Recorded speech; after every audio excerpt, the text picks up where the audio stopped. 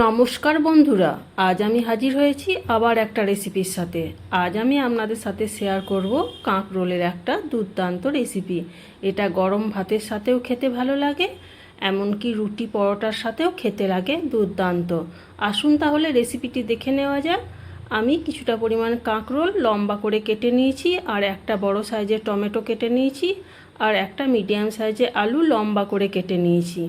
এবার আমি ওভেনে একটা কড়াই বসিয়ে দিলাম, এর মধ্যে 1 চামচ সরিষার তেল দিয়ে দিলাম। তেলটা ভালোভাবে গরম হয়ে গেলে কেটে রাখা আলুগুলো দিয়ে দিলাম। 2 থেকে আড়াই মিনিট মতো আমি আলুগুলো নাড়াচাড়া করে নেব। আলুগুলো বেশ লাল লাল করে ভাজা হয়ে গেছে। এবার আমি এগুলো একটা প্লেটে তুলে নিচ্ছি। ওই কড়াইয়ে আমি কেটে রাখা কাঁকরোলটা দিয়ে দিচ্ছি। আপনারা রান্নাতে যে যেমন পরিমাণ তেল খান সেই হিসেবে তেলের পরিমাণটা বাড়িয়ে নিতে পারেন। আপনারা আরেকটু তেল দিয়ে কাঁকরোলটা ভেজে নিতে পারেন।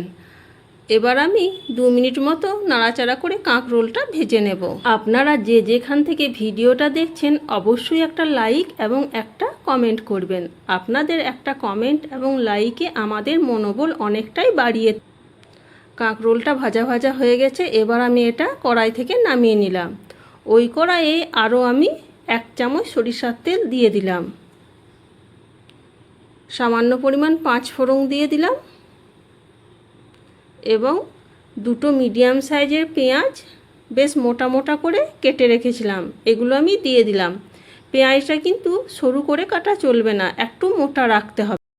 পেঁয়াজটা আমি 1 থেকে 1.5 মিনিট মতো নাড়াচাড়া একটু করে নেব। পেঁয়াজটা ভাজা হয়ে গেছে। এবার যে টমেটোটা কেটে রেখেছিলাম ওটাও দিয়ে দিলাম। টমেটোটা দিয়ে বেশিক্ষণ নাড়াচাড়া করব না, টমেটোটা যেন না গলে যায়। 1 মিনিট মতো নাড়াচাড়া করে নিলাম। এবার আমি পেঁয়াজ এবং টমেটোটা নামিয়ে রেখে দেব। আবার আমি ওভেনে কড়াইটা পরিষ্কার করে বসিয়ে দিলাম। এবার আমি এর মধ্যে 1/2 চামচ সরিষার তেল দিয়ে দিলাম। সামান্য পরিমাণ কালো জিরে ও কয়েকটা চেরা কাঁচা লঙ্কা দিয়ে দিলাম। ফোড়নটা একটু নাড়াচাড়া করে ভেজে নেব। ফোড়ন থেকে যখন মিষ্টি সুন্দর একটা গন্ধ বের হবে তখন আমি এর মধ্যে 1/2 চামচ আদা ও রসুনের পেস্ট দিয়ে দিলাম। কিছুটা পরিমাণ জল দিয়ে দিলাম। এবার কিছুক্ষণ নাড়াচাড়া করে এটা ভেজে নেব, যেন কাঁচা আদা ও রসুনের গন্ধটা চলে যায়।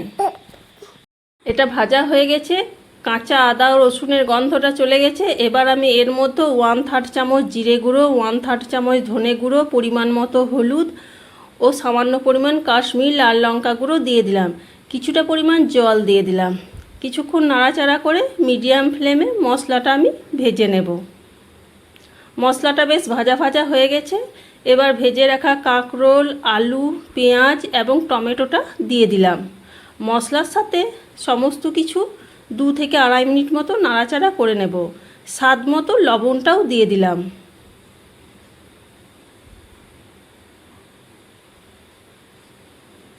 দু আড়াই মিনিট নাড়াচাড়া করার পর আমি এর মধ্যে পরিমাণ মতো জল দিয়ে দিলাম। সমস্ত কিছু একবার খুব ভালোভাবে নাড়াচাড়া করে মিশিয়ে নিলাম। এবার 4 মিনিটের জন্য একটা ঢাকনা দিয়ে দেব। আমি আবার 4 মিনিট পর ফিরে এলাম। একবার নাড়াচাড়া করে দেখে নিচ্ছি এবং চেক করে দেখে নেব সমস্ত কিছু খুব ভালোভাবে সেদ্ধ হয়ে গেছে, একটা গা মাখো মাখো ভাব হয়ে গেছে। এবার এটা আমি নামিয়ে নেব এবং গরম গরম ভাত, রুটি, পরোটার সাথে সার্ভ করে নেব। বন্ধুরা, আজ আমার এই কাঁকরোলের রেসিপিটা আপনাদের কেমন লেগেছে অবশ্যই কমেন্ট করে জানাবেন এবং অবশ্যই একবার বাড়িতে বানিয়ে দেখবেন এবং কেমন হয়েছিল আমাকে কমেন্ট করে জানাবেন। আমার রান্নার রেসিপিগুলো যদি আপনাদের ভালো লেগে থাকে তাহলে অবশ্যই লাইক, কমেন্ট এবং প্রিয়জনদের সাথে শেয়ার করার অনুরোধ থাকলো। আমার চ্যানেলে নতুন হয়ে থাকলে অবশ্যই চ্যানেলটা সাবস্ক্রাইব করে আমার পাশে থাকার অনুরোধ জানাচ্ছি। তাহলে আবার দেখা হবে নতুন কোনো পরবর্তী ভিডিওর সাথে।